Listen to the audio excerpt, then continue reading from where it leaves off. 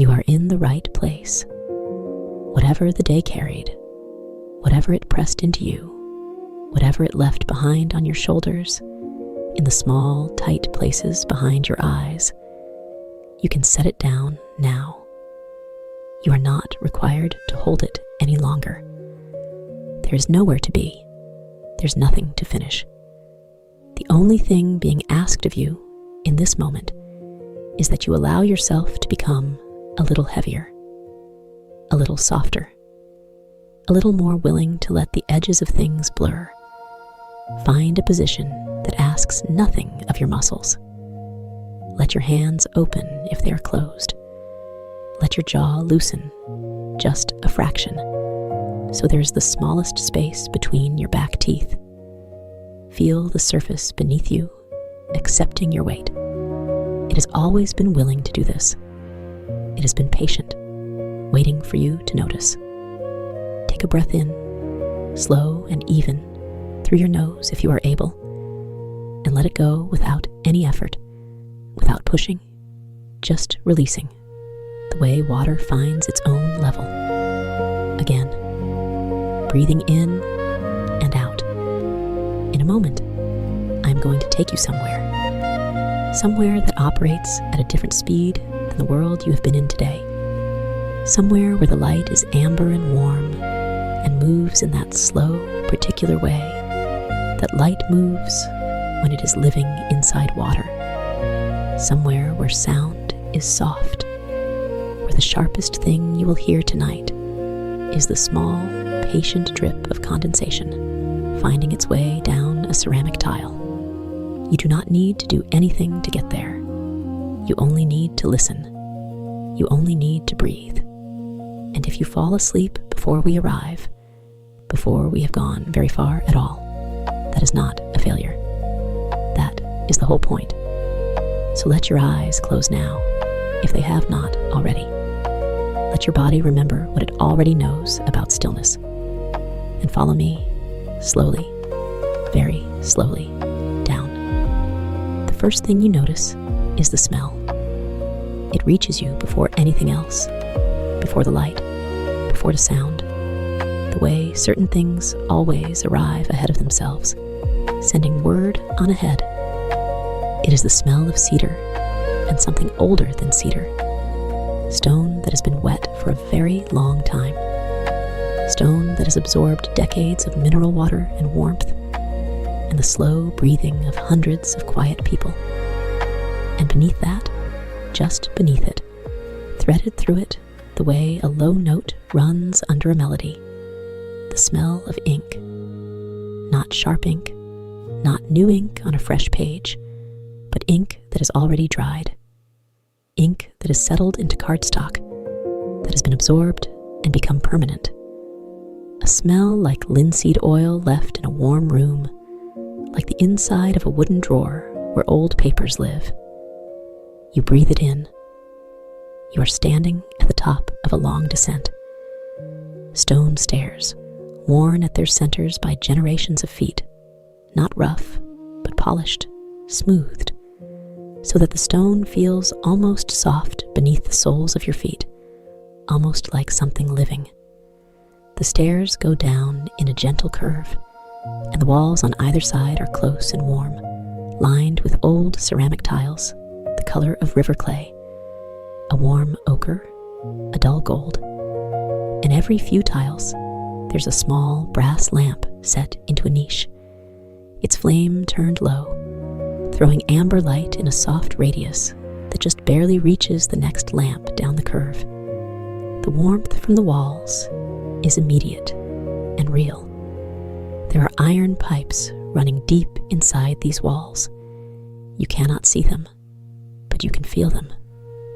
A radiating heat that comes not from the air, but from the stone itself, as though the building has a temperature of its own, as though it is a living thing that has simply been running warm for a very long time. The heat is not oppressive. It is the heat of something that has been settled for a long time. It asks nothing of you. It simply is. You begin to descend. Each step takes you a little further from the city above, from the bridges, from the sound of water moving between pilings, from the ordinary world where clocks run and voices carry, and a little deeper into this other place, this place that has its own rules, its own pace. The air changes as you descend. It grows softer, more humid. It carries more of that mineral chalk smell, faint, not unpleasant. The smell of fine silt, of ancient sediment, of water that has traveled a great distance through limestone and emerged carrying what it found. At the bottom of the stairs, there is a doorway, no door. The door was removed long ago, or perhaps it was never there. Only a broad archway framed in stone, and hanging across it from a cedar rod, a curtain of undyed linen. The linen is damp at its lower hem, heavy with the air of the place, and as you pass through it, it brushes the top of your head and your shoulders with a gentle, cool pressure, a touch that is not quite warmth and not quite cold, somewhere between, the way linen always lives between temperatures. And then you are inside. The first chamber opens around you like an exhale. It is not enormous. It is actually quite intimate, the ceiling low enough that the amber light from the canal water reaches it and makes the stone appear to breathe. But after the narrow stairwell, it feels vast, proportional, the way spaces feel proportional when they are exactly the right size for what they contain. The floor is the same worn canal stone as the stairs, smooth, slightly damp, warm from the pipes below, and the walls curve inward at the top where they meet the vaulted ceiling, and in those curves, moisture collects and drips. The dripping, that is the sound that defines this place. Not loud, not constant, not a rush or a flow, but a slow, irregular percussion of individual drops finding the tiles and releasing their small, clear note. Tink. And then silence. And then, from somewhere slightly to your left and lower, tink again. And from across the chamber, softer, as though from a greater distance, tink. The drops fall at no regular interval. They do not repeat their pattern. They are their own music, patient and formless. And you find that after a moment of listening, your breath begins to slow to match them. Or perhaps it is only that your breath has already been slowing this whole time, and the drops are simply marking what was already happening. Along the far wall, a canal runs, narrow here, no wider than a hallway, behind a low stone ledge. The water in the canal moves, but you would not call it fast. It moves the way certainty moves, without urgency, without question, in a direction it has always known. And in the water, this is the thing that stops you for a moment in the doorway. In the water, there is light. Not the light of the lamps above, a different light, a light that lives in the water itself. The silt, the fine mineral silt that the canal carries, that it has always carried, from wherever this water comes from whatever deep places it has passed through. The silt holds a faint luminescence, amber-colored, warm as old gold, warm as the last light before a window goes dark. It is not bright. It does not illuminate. It is more like a memory of light, or a suggestion, a glow that you are not always certain you are seeing until you look away and feel it is still there at the edge of your vision. It shifts as the water moves, constellating and reconstellating, rising and settling, never the same arrangement twice. You watch it for a moment, just a moment. The amber silt light moving in the water, the drip of condensation on the glazed tiles, the warmth from the walls, the smell of cedar and old stone and linen. And then you hear something else. A low, quiet roll. Wooden wheels on wet stone. And there she is. Senna moves the way people move when they have done the same route so many times that their body knows it without their mind needing to attend. Not careless, careful, actually, but economical. The way a river is economical, taking the path that has been prepared for it. She is somewhere in the middle part of her life, though in this light, in this amber warmth, age becomes a less certain thing. Her hair is pulled back and covered with a loose cloth, worn at a slight angle, and she wears the deep indigo apron of the Inkwright. The same deep indigo every Inkwright in this bathhouse has worn. The apron stained at the pockets with years of dried ink. Beautiful in the way that objects are beautiful when they have been used for the purpose they were made for. The cart she pushes is small, waist height, perhaps. A wooden frame on 4 wheels, 2 shelves, both lined with partitioned trays that hold the cardstock organized by category. The wheels are very old. They were once oak, or something like oak, and they have been worn over years of canal stone floors into something rounder and softer than their original shape. And because of this wearing, they are almost silent. Not entirely silent.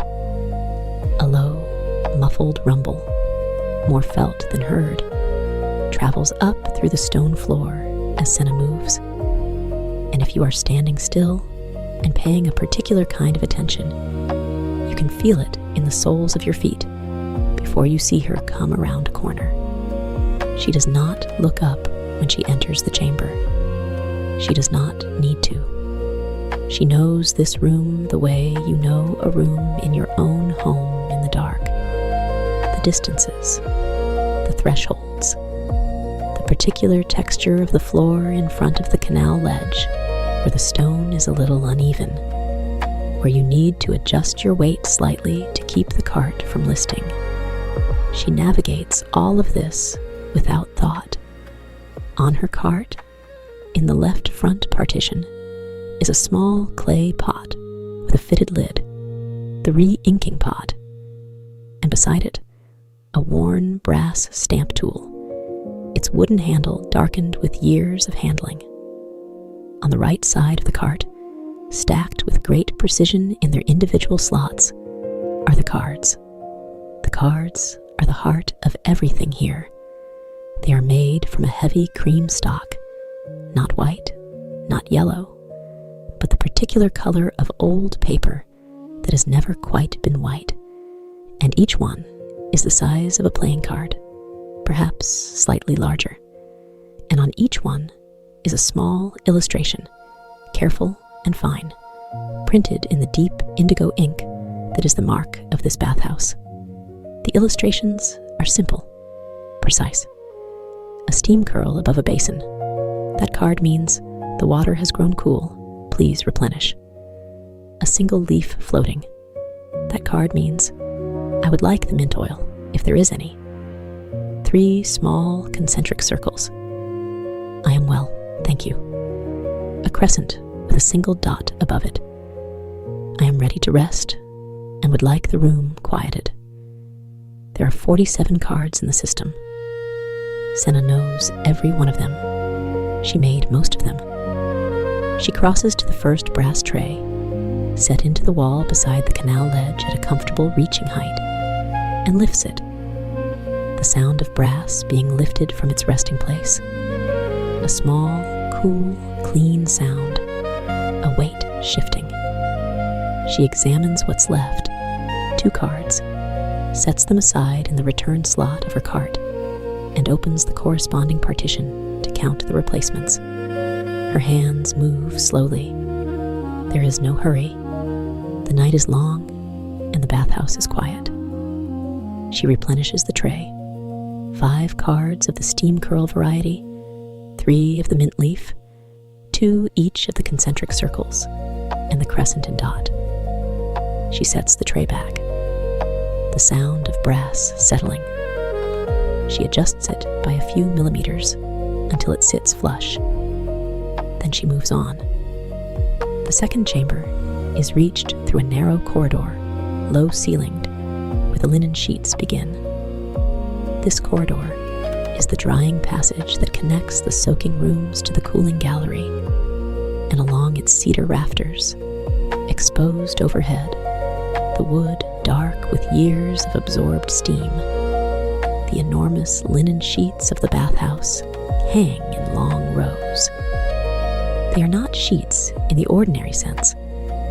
They're more like sails. Each one is perhaps 3 meters long and wide enough to wrap a person fully, and they hang from cedar rods with a slight forward lean that comes from their own damp weight. And as the ventilation currents move through this corridor, slow, rhythmic, pulled by the difference in temperature between the soaking rooms and the cooling gallery, the sheets sway, not dramatically, not like flags in a wind, like breath. A slow inhale, and the nearest sheet lifts a few inches from its hanging position, the hem grazing the floor in a new pattern, and then the exhale, and it settles back, and then another inhale, and you realize you are breathing with it, your own chest rising as the sheet lifts, your own breath releasing as it settles back. The smell in this corridor is pure cedar, the rafters releasing their oil into the warm air, a smell that is clean and deep and ancient, a smell associated somewhere in the older parts of the brain with safety, with enclosure, with shelter. Underneath it, the linseed and ink smell from Senna's cart, which has preceded her through this corridor on its previous circuits. The smell of ink drying on cardstock is not sharp here. It is old, absorbed, a ghost of itself. But you can find it if you pay attention, threaded through the cedar, the way a lower note lives inside a chord. Senna moves through the hanging sheets easily. She has done this so many times that she angles her cart with a small, learned rotation, a slight adjustment of her wrists, to pass between the 2 rows without disturbing them more than the air currents already do. One sheet trails its hem across the cart as she passes, and she lets it, and it falls back into place behind her. At the far end of the corridor, where the ceiling rises back to its full height and the walls open into the second chamber, there's a frosted window. Not a window that looks out. There is nothing outside to see, this far underground, but a window that was placed here years and years ago for a different reason. It is a panel of frosted glass set into the stone wall, and behind it, a lamp. One of the oil lamps from the chamber beyond casts a diffuse, warm, directionless glow through the glass that lights this end of the corridor without any visible source. It is the softest possible light, the kind of light that has forgotten where it came from. Beside this frosted window is the re-inking station. A small ledge has been carved into the wall, just deep enough for a single tray and a few tools. And here, Senna sets her cart and performs the part of her route that requires the most care. Some of her stamp tools are worn.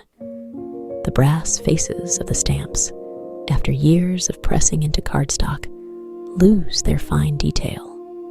The lines of the illustrations begin to blur. The small circles of the concentric ring card begin to fill in. And part of Senna's nightly work is to evaluate which stamps need attention and to re-ink them to the correct depth so that tomorrow's printed cards will have the right clarity.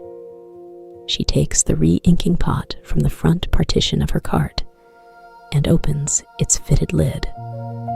The smell that emerges is the ink in its concentrated form, linseed, deeper now, and something like walnut, and something that is simply itself, that does not have another name.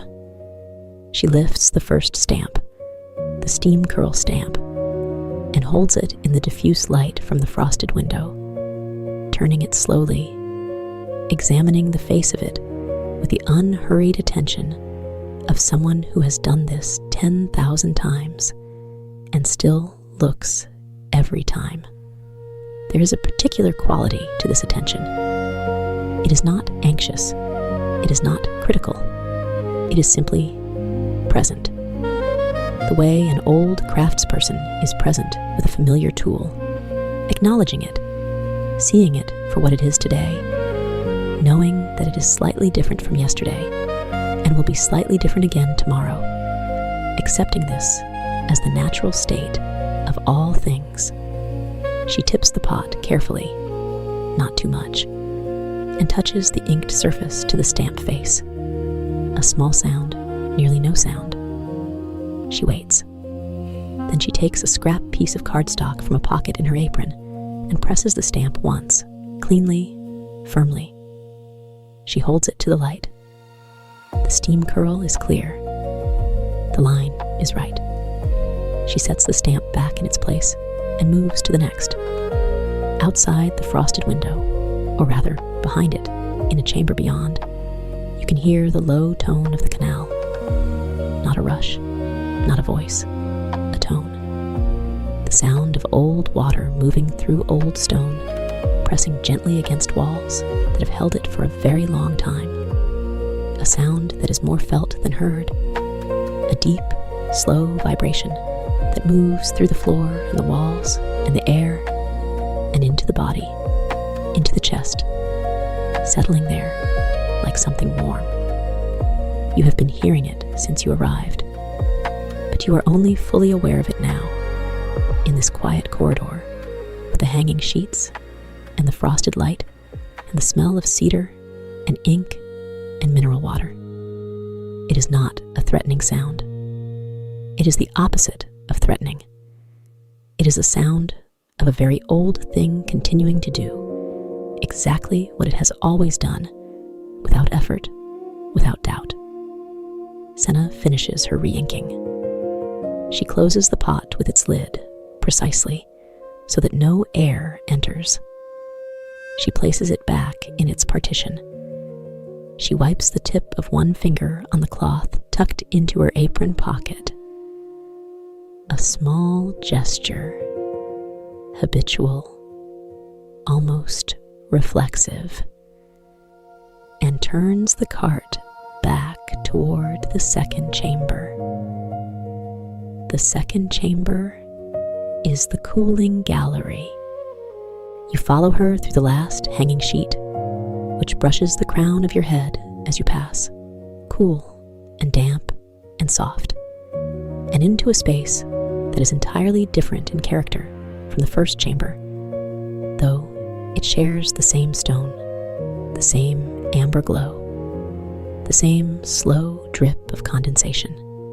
Here the ceiling is very high, the same vaulted stone, but reaching much further up, so that the amber light from the canal water, which runs along the far wall in a channel that is wider here, perhaps 4 meters across, open to the room, rises and diffuses before it reaches the ceiling, and the ceiling remains in a warm, indistinct darkness. The room is longer than it is wide, and along both of its longer walls there are shallow pools, just a few inches of water, still water, cooler than the water in the canal. And in these pools, some of the bathers float. They float on their backs, motionless almost, the small movements of breathing the only visible motion, their arms extended slightly, their faces turned up toward the dark ceiling, their bodies held by the water with complete, effortless support. The silt is here too, in these shallow pools, and in the stillness it has settled into constellations on the pool floor, patterns of fine amber sediment that glow their faint, warm glow up through only a few inches of clear water, so that each floating person appears to be resting on a bed of low amber light. No one speaks. There is no speech permitted in the stone halls. That is the rule, the one quiet rule of this place. And so the cooling gallery is entirely without voices, without whispers, without even the kind of murmured nothing that people make without thinking when they are very relaxed. Only breathing, only the slow drip of condensation on the glazed ceramic that lines the pool edges, only the distant deep tone of canal water in the stone walls. Senna moves through this room with her cart tilted at a slightly different angle than the corridor. The floor here is perfectly level, perfectly smooth, and the wheels, even as quiet as they are, would on an ordinary floor be audible. But someone, years ago, laid down a runner of cork along the cart route through the cooling gallery, narrow, barely wider than the cart's wheelbase, set flush into the stone so that it does not rise above it. And over this cork runner, the wheels pass in genuine silence. You can only know the cart is moving by watching it. Senna goes to the card station at the entrance to the gallery.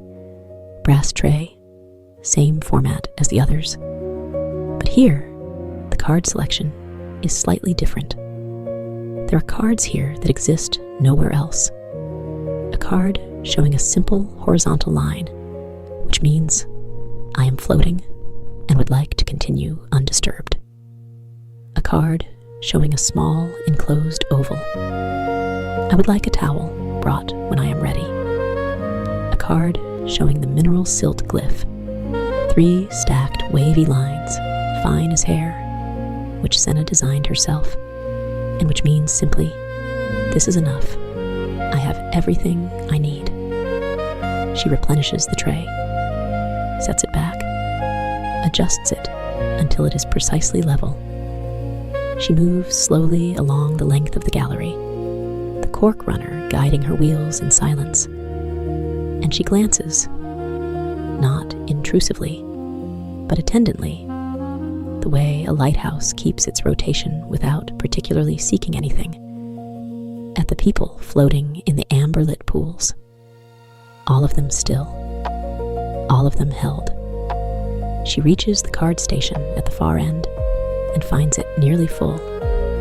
Only a few cards have been taken tonight, and she adds a small number of replacements and moves on.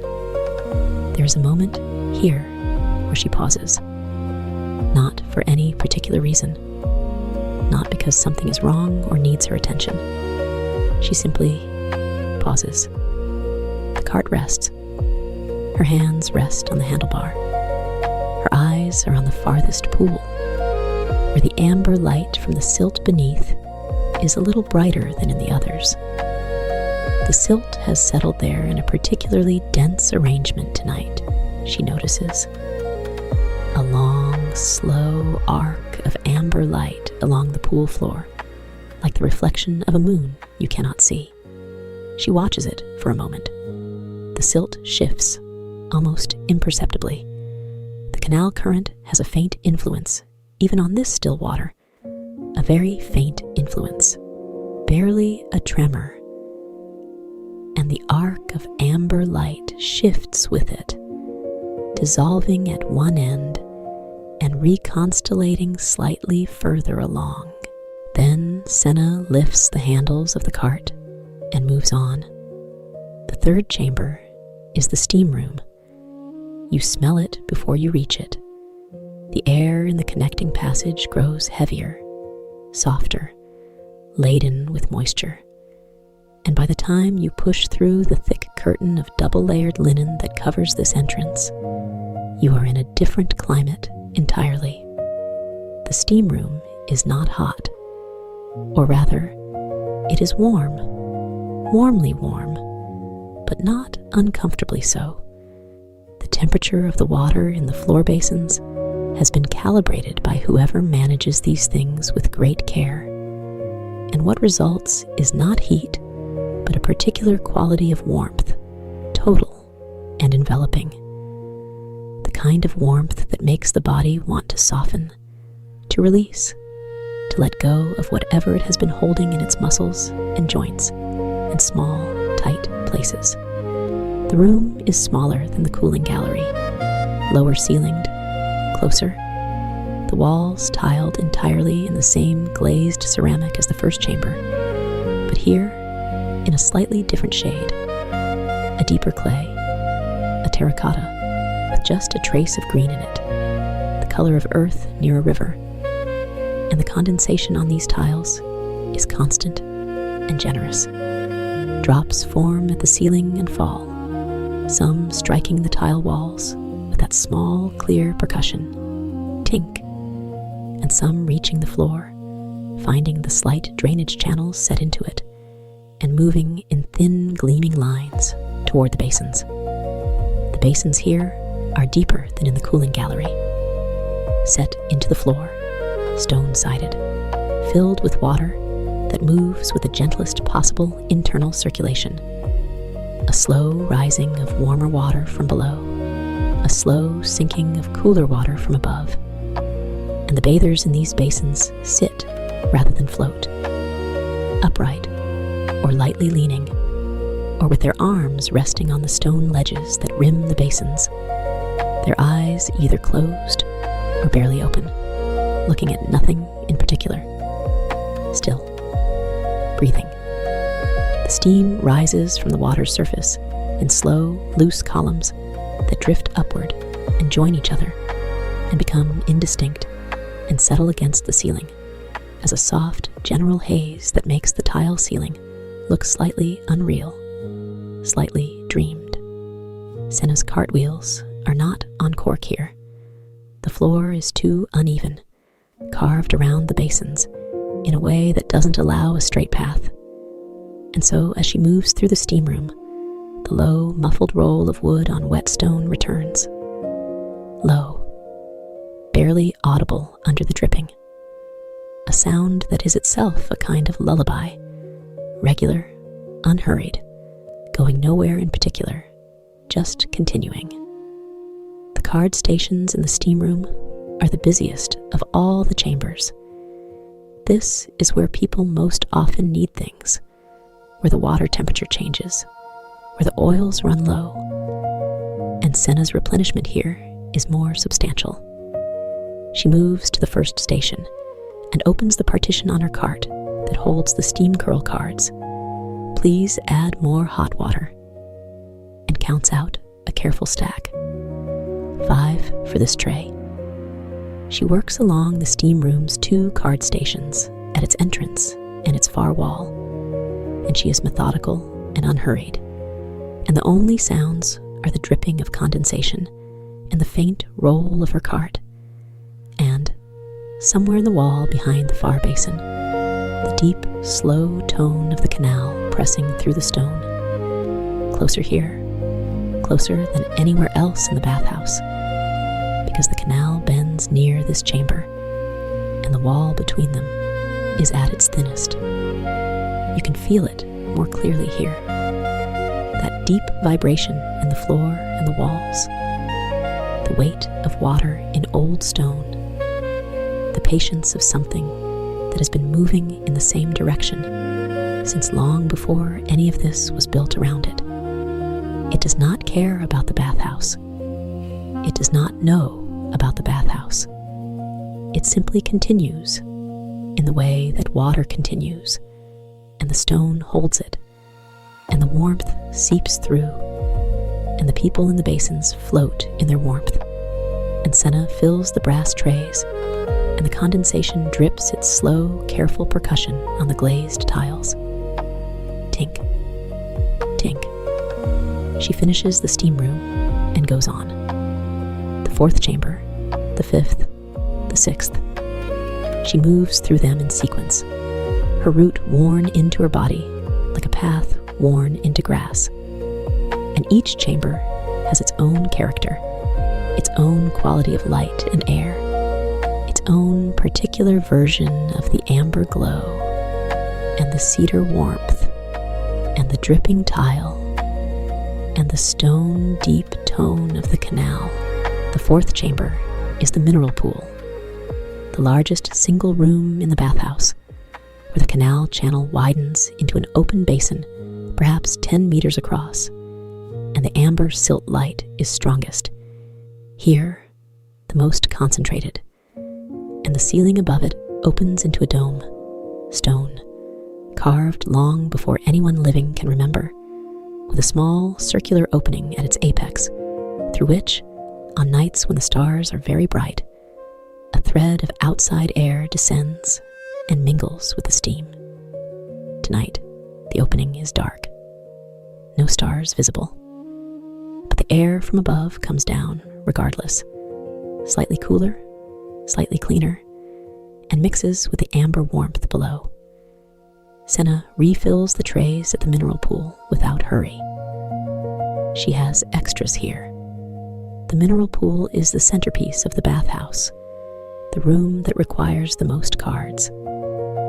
And she takes her time, sorting each type carefully, setting them in precise alternating rows so that a person reaching into the tray in low light can find the card they need by touch if they remember the pattern. She thought of this herself years ago. It was not part of the original system.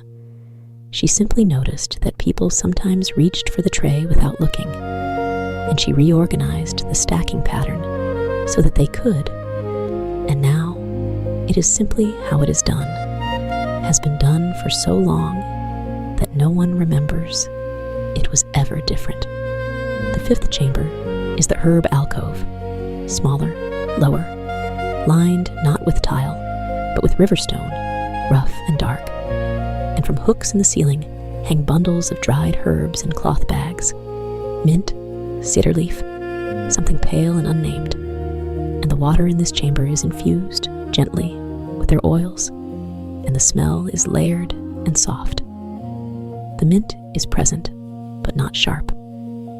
It has been diluted into the steam until it is more a memory of mint than mint itself, a coolness rather than a scent, a slight clearing of the air. The cedar leaf merges with the cedar of the rafters in the drying corridor and becomes something else, something that has no name but belongs here, belongs to this place specifically. Senna reaches up to check one of the herb bags. She does this at every circuit, just briefly, pressing the bag lightly to see if it has dried out beyond usefulness, and finds that one of them, the smallest, the one in the far corner near the water, has given most of what it had. She does not replace it tonight.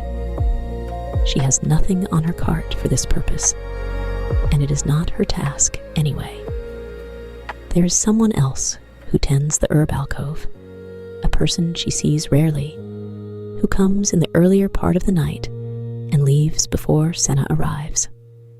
She simply notes it in the way she notes everything, without writing it down, because she will remember, because she has been remembering things like this for long enough that her memory has become very good at this particular kind of noticing. She moves on.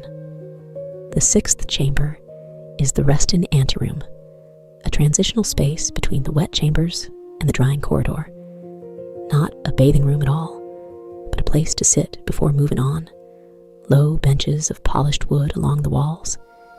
And the air here is neutral, neither wet nor dry, a breath between states. And people sometimes sit here for a long time without going anywhere. The card station here is simple. Only a few card types, the most basic ones. The I am well, thank you card, and the I am ready to continue card, and the crescent and dot that means I would like the room quieted. Senna replenishes them in a few movements, lifts the tray, checks the count, sets replacements in, sets the tray back down, the cool brass weight of it settling into its stone bracket. She does not linger here. The anteroom is a room for transitions, and she is mid-circuit, and she continues. After the 6th chamber comes the drying corridor again. A second pass, this time going the other direction, and the hanging linen sheets receive her from the opposite end. The ventilation current moves slightly differently from this direction.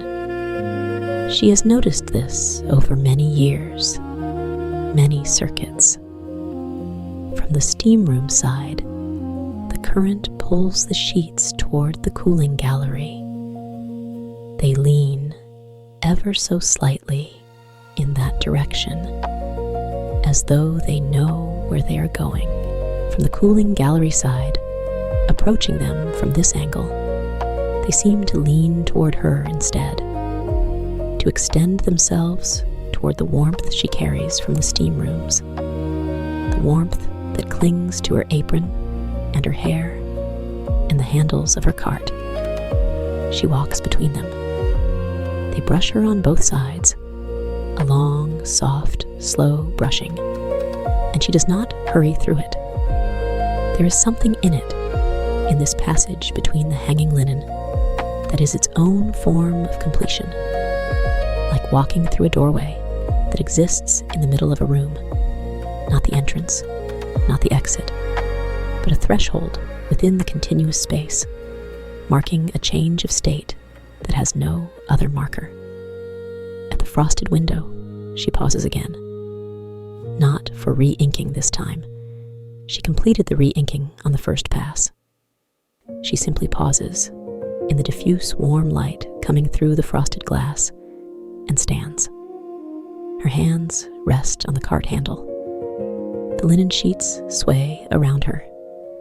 The smell of cedar is very strong here, very present, and beneath it, the linseed ink smell of her apron, and beneath that, the mineral chalk smell of the silt that is everywhere in this place, in the air itself, settled into every surface and pore. She closes her eyes. You cannot see her eyes close in this light, but you sense it, the slight deepening of her stillness, the way her shoulders settle a fraction lower, the way her breathing, which was already slow, becomes fractionally more so. She is not asleep. She is not even tired. Particularly, this is what she does. This is her night. She is simply in the middle of it, mid-circuit, mid-shift, mid-breath. She is simply here, all the way here. After a moment, she opens her eyes and continues. Chambers 7 through 11 move in a kind of slow dream, the repetition of the circuit making each successive room a new version of something already known, like hearing a melody repeated in a different key, familiar and altered at once. The 7th chamber is a secondary steam room, smaller than the first, lower ceilinged, intended for deeper warmth. For the point in the evening when the body has been in warm water long enough that it has given up all its ordinary tensions and is ready to move into something deeper still. The temperature in this room is the warmest of any in the bathhouse, though still carefully measured, still within the range of total comfort. The condensation here is heaviest. The tiles are constantly wet, the drip constant, almost a rain, a soft interior rain that falls from the curved ceiling in a dozen thin streams to the drainage channels below. Tink, tink, tink. Senna moves through it the way she moves through all of them, lifting the tray, counting, replenishing, setting the tray back. The cool brass, the indigo cards, the cedar smell, the roll of the wooden wheels on the wet stone. The 8th chamber is the salt gallery, where the water carries a mineral content distinct from the silt, not salt in the ordinary sense, not the salt of the sea, but a mineral compound that the people who tend this place call by a name that has no exact translation, but means something like the water's own preference. The smell here is clean and slightly sharp, not unpleasant, simply more present than the ambient smells of the other chambers. And the water is very still, stilled by the mineral content into a surface like hammered metal. The amber silt glows differently here. The mineral content refracts the light in its own way, bending it, warming it further, so that the amber of the silt is closer to orange here, almost a copper glow. And the people in the salt pools sit or float with this copper light rising through the water below them, as though they are resting on something old and particular. Senna does not make eye contact with the bathers as a rule, not from unkindness, from the same principle as the no-speaking rule, extended, a respect for the interior state of a person who has come here to be still. She is visible, she is present, she is available, and if someone reaches toward the card tray with intention, she will bring them what they need. But she does not intrude on what is private and unspoken, which in this place is everything. She refills the salt gallery's card stations and moves through the low archway to the 9th chamber. The 9th is the cooling room, a second cooling room, smaller than the main cooling gallery, intended for those who prefer a more enclosed space. The ceiling low, and the walls close, and the water in the floor pools very shallow. And here, the amber glow is faintest of all the chambers, the silt thinly distributed, the light barely there, barely enough to see by. A few lamps on the walls supplement it, their flames turned to their minimum. Amber light from glass and oil instead of mineral water, less alive, but warm enough. Warm enough. The 10th chamber is the transition gallery, a long, thin room that connects the bathing chambers to the final corridor. And its walls are lined not with pools, but with low shelves. And on the shelves are stacked folded linens, the towels, the wrapping cloths, the small cloths for the face. They are all undyed, all the same warm cream as the cardstock, as though the whole bathhouse has been thought through in terms of a single palette. Amber light, cream linen, indigo ink, cedar wood, dark wet stone. No sharp colors. Nothing that would interrupt the particular quality of attention that this place cultivates. Senna passes through the transition gallery without stopping. There are no card stations here, only the shelves of linen, and her cartwheels roll over the worn stone floor in their low, muffled way, and the sound of her passage is absorbed by the stacked cloth on all sides until it is barely anything at all. The 11th chamber is the herb oil room, a secondary alcove like the herb alcove of the 5th chamber, but dedicated specifically to the preparation of the oil cards, where a small table holds the miniature bottles of oil that can be ordered via card, and where the printed request cards are returned after use and checked off in a small illustrated ledger. Senna's circuit here involves checking the card return tray and moving any returned cards to the recycling partition of her cart. Cards in good condition go to the reuse stack. Cards that have been too handled, too damp, go to the compost partition, where they will be broken down and return eventually to the cardstock.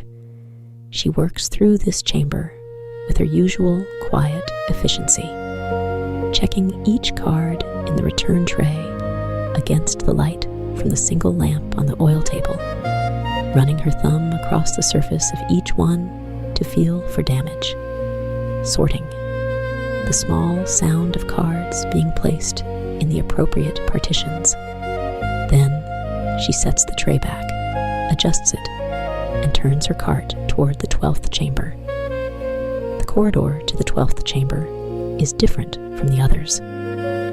It is longer, much longer, and as you follow Senna down it, you begin to feel the slight downward gradient of the floor. Not steep, barely perceptible, just a sense of descent, a slow leaning toward the deepest part of this place, the part that is furthest below the city above and closest to the canal's ancient bed. The walls of this corridor are not tiled. They are bare stone, not rough, but not finished either, somewhere in between. The stone that the people who built this place decided needed no further treatment was already what it needed to be. The amber glow from the canal is present here, but in a different form. Instead of the wide, luminous shimmer of the pools, it is narrowed into a seam. A fine line of amber light running along the base of the right-hand wall, where the stone meets the floor, where a hairline channel carries a thin thread of silt-laden water in constant motion.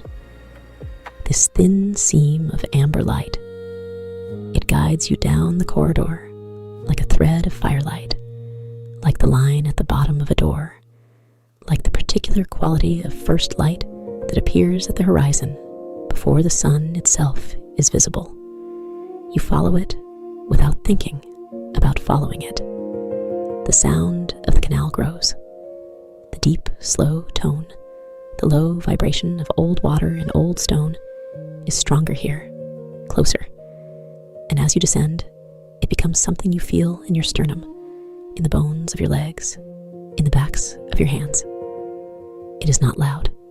It is not uncomfortable. It is the opposite of uncomfortable.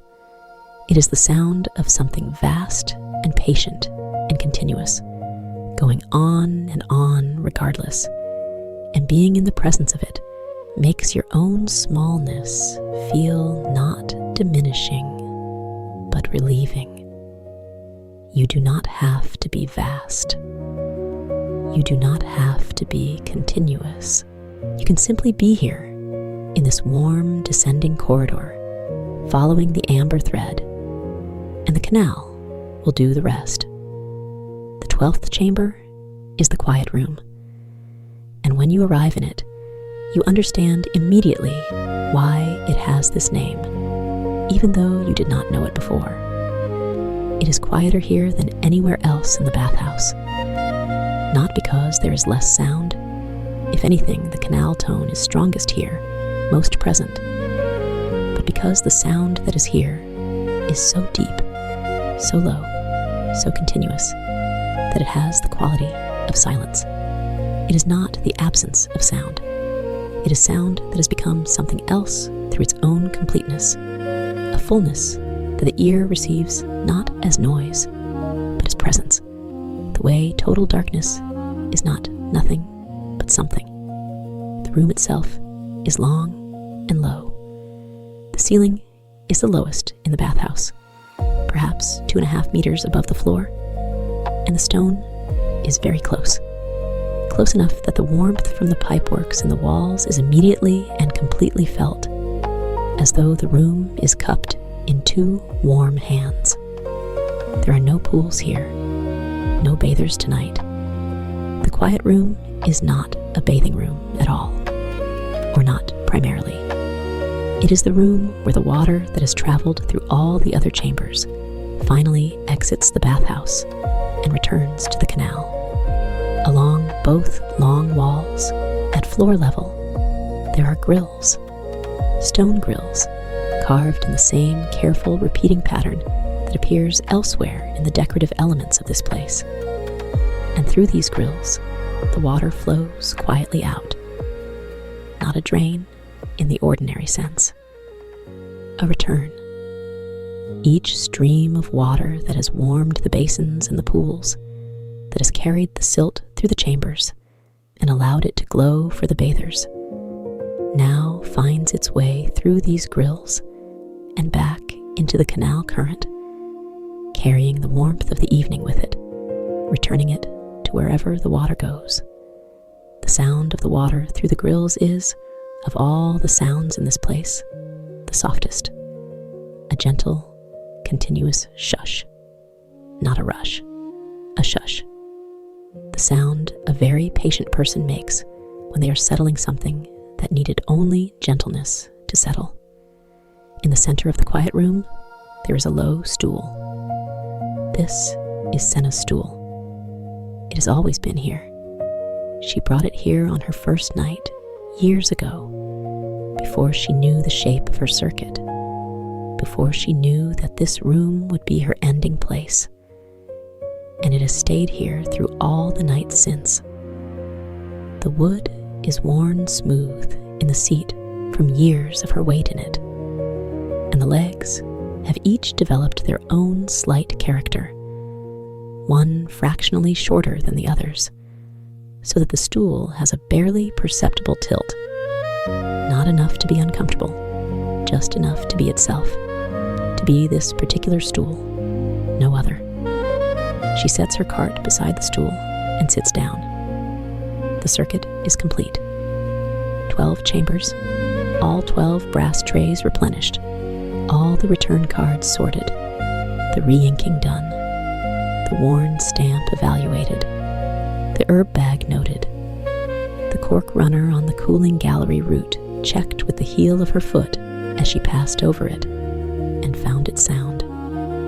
Everything that needed to be done has been done. Everything that belongs to the night has been attended to.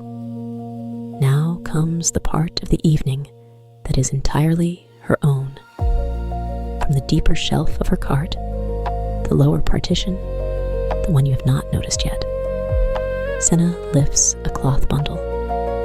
She sets it on her lap and unwraps it slowly. And what emerges is tomorrow's cardstock, a stack of blank cream cards, already cut to the right size, already smoothed at the edges by whoever prepared the stock in the workroom above. Beside the cardstock, a small organizing frame, a shallow wooden tray divided into 47 compartments, one for each card type, and beside that, the printed sheets. During the day shift, the printing is done. The ink is applied to the woodblock plates, the cardstock pressed, the sheets allowed to dry, and then cut.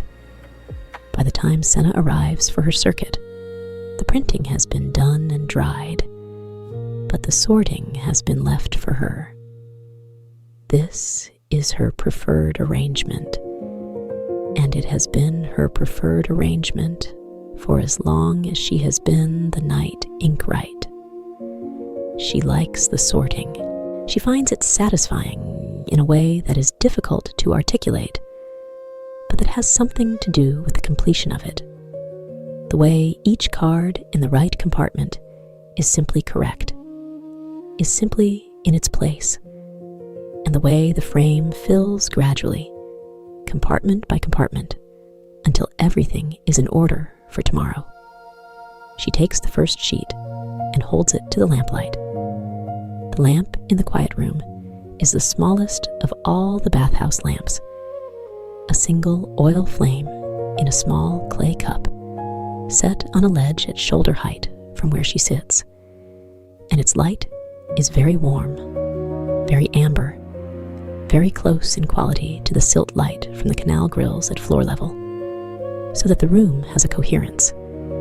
All its light the same temperature, all of it amber, all of it low and soft and warm. She examines the first sheet.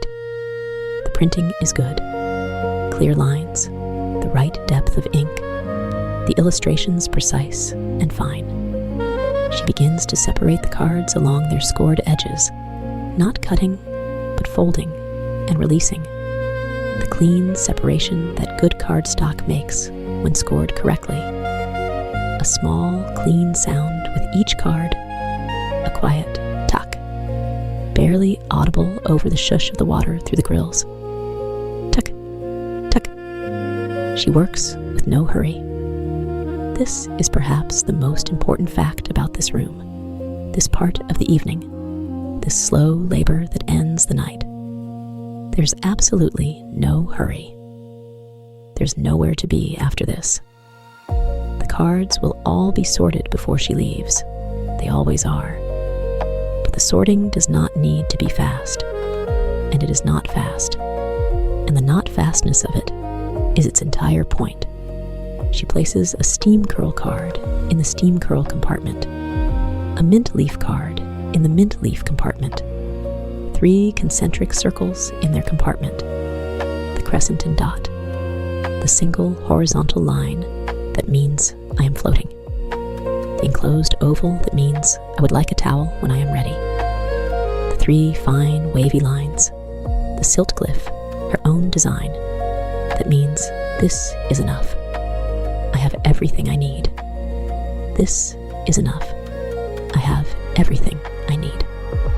She sorts in silence, in the deep amber silence of the quiet room, the water returning through the grills, the canal tone moving through the walls and the floor and the very air, and you sit beside her, on the floor, or on another stool that might be there in the shadows, or simply in the closeness of the warm stone, and you watch her hands move slowly, and you breathe the cedar and linseed smell of the cards and the mineral chalk, smell of the silt, and the warm stone smell of the room itself, and the warmth from the iron pipeworks radiates through the walls on all sides, and the amber light pools around the small clay lamp, and the canal shushes through its grills at floor level, and you feel, without deciding to feel, that you are in exactly the right place.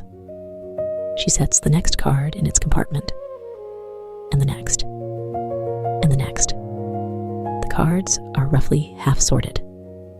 Senna lifts the sorting frame briefly and tilts it to look at the progress, a gesture of simple satisfaction, not of checking, not of anxiety about completion, and then sets it back on her lap and continues. The lamplight catches the indigo ink on the sorted cards, and in this amber warm room, the indigo appears almost violet, almost the color of the sky just after the last of the light has gone. She takes a card from the stack, and the smell of linseed rises very faintly. The ink is fully dry, has been dry since this afternoon, but a warmth from her hands is enough to release a ghost of the scent, just a trace. She breathes it in without noticing she is breathing it in, places the card. The canal murmurs through the stone. The water returns through the grills in its soft, constant shush. The lamp flame is very still. Your own hands are resting now, wherever they are, open beside you, folded on your chest, wherever they have found themselves. They are resting, and the weight of them is the weight of something released, something that has been working and is now finished, something that needed only the right moment to put itself down. Your shoulders have been settling slowly this whole time. You may not have noticed. They have been settling the way the silt settles in still water, without deciding to, without effort, simply following the direction that gravity and patience have been waiting to offer. The quiet room holds you. The walls, warm from the iron pipes inside them, hold you on all sides. The stone beneath you is solid and old and warm. The amber light is everywhere and nowhere particular, diffuse, total, the color of a thing remembered. The canal sings its single low note through the walls, and you feel it in your chest, long and slow and continuous, going on and on, going on past anything you need to attend to, going on past the end of the evening, past the end of the night. Senna's hands slow, not because she is tired, because the work is nearly done, because the frame is nearly full, compartment by compartment, all the cards in their places. Steam curl, mint leaf, circles, crescent, horizontal line, oval, silt glyph, each one in its right place, each one ready for tomorrow's hands to use, to communicate what needs to be communicated in this place where words are not spoken. A card for please, a card for thank you, a card for I am well, a card for this is enough. I have everything I need. She places the last card. The frame is full. She sets it carefully on the lower shelf of her cart, in the flat position that keeps the cards from shifting. And then she sets the cloth bundle back over it, the same cloth she unwrapped it from, and smooths it once with the flat of her hand. A finishing gesture. Then she sits for a moment, with her hands resting on her knees, and she looks at the water through the grills, the moving water returning to the canal, the amber silt light moving with it, the last of the evening's luminescence leaving in slow, thin streams. She watches it the way she watches everything, with full, unhurried attention, without wanting it to be different from what it is. You breathe. The cedar smell is here. Cedar and linseed and mineral chalk and warm stone. The smell of this place. The smell of this particular evening in this particular room. The smell of something completed. The dripping has almost stopped. The deepest chamber gathers less condensation than the others. The air here is the most settled, and the only sounds now are the shush of the returning water, and the canal's low note in the walls, and the barely there percussion of a single drop, somewhere in the corridor outside, finding a tile and releasing its small, clear sound. Tink, tink. The amber light moves in the water. The silt shifts. The breathing is very slow now. In and out. In. The warmth from the walls is complete. The canal continues in the stone. Senna's hands are still. The lamp is still. The sorted cards are in their places. The drying corridor is still. The linen sheets swaying in their long, slow breath, back and forth in the dark. The cooling gallery is still. The amber pools and the floating people, and the silt glowing faintly below them. The steam is still rising in slow columns that drift and join and settle. The canal is still moving, slow, amber, continuous, carrying the silt that carries the light. Everything is in its place. You are in your place. The walls hold the warmth. The stone holds the walls. The water returns. Cedar, linseed, warm stone, the amber glow, the soft shush of the water. Going, still. The canal moves through the dark. The light settles. The room is warm and close and very quiet. Senna breathes. You breathe. The stone, the warmth, the amber, going slowly, very slowly, still.